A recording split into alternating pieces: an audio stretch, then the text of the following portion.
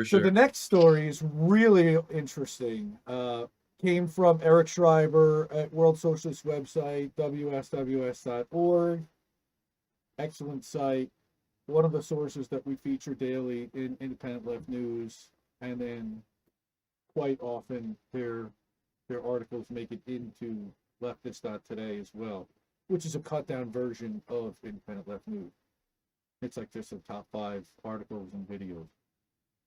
So, okay, talking again, the International Brotherhood of Teamsters is helping to unionize, is campaigning to unionize Amazon. And why? Well, the union is fully committed to funding this initiative. Okay, Teamsters campaign has nothing to do with building worker power with Amazon. Now, this is going to be a criticism of what's going on here. It's an escalation of the drive by Biden's administration to bring workers under a form of state guardianship through the use of pro-capitalist trade unions. So this is, okay, under the previous attempt by the RWDSU to unionize a single Amazon warehouse in Bessemer, ended in a high-profile debacle for the union and Democratic Party.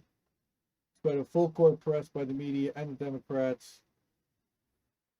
Okay, scarcely 1 in 8 eligible workers voted to bring it into the facility. And why? Because they hadn't really done, apparently, the work inside. And that's what they're saying is, okay, that the campaign against the union by Amazon management was relatively light. Then with the fact that the union refused to connect the campaign with any concrete demands or even establish significant lines of contact among workers inside the facility. So again, this is a scathing criticism of what happened in Bessemer. The NLRB, meanwhile, is intervening to force a revote, another indication of the support for the campaign by the federal government, which is interesting. So they're skeptical of any time the federal government is getting involved to intervene on behalf of workers, because we all know that the federal government actually works on behalf of corporations. What? Right? No. So the considerable resources of the Teamsters You mean to union, tell me? wow, Teamsters are worth Right. $500 million, more than $500 million, are being brought forward in an attempt to plug the breach. Okay, because they keep rejecting these deals, but Amazon workers need to be protected. The problem is, the gangster-ridden Teamsters. Yeah, that's not cool. Apparatus. I would think that Howie Hawkins would have something to say about that. That's not cool. I mean, tell that to Scorsese.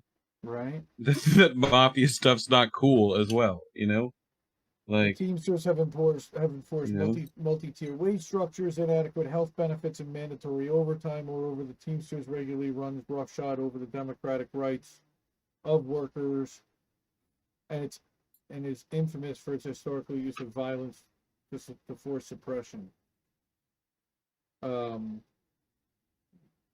Maybe historically, like in the 50s and prior, but I haven't heard of Teamsters doing anything violent in decades.